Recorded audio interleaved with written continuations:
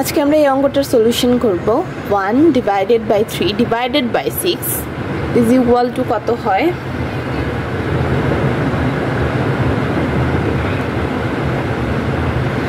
এখন এখানে লেখা আছে 1/3 ভাগ 6। এটাকে আমরা ভাঙলে এভাবে লিখতে পারি 1 ডিভাইডেড বাই 3 ডিভাইডেড 6 আলাদা করে লিখলাম।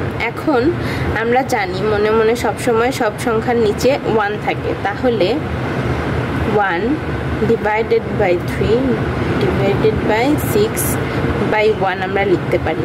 এখন 1 ডিভাইডেড বাই 3 এখন যদি আমরা গুণ করে দেই, আমরা জানি যখন আমরা গুণ করে দেই তখন পরের সংখ্যাটাকে চেঞ্জ হয়ে যায়, মানে একটা উপরে চলে যাবে আর 6টা নিচে চলে আসবে। তাহলে গুণ 1 ভাগ 6, তার মানে আসতেছে 1, নিচে 3 6 18 18 1/18, এটাই হচ্ছে আনসার।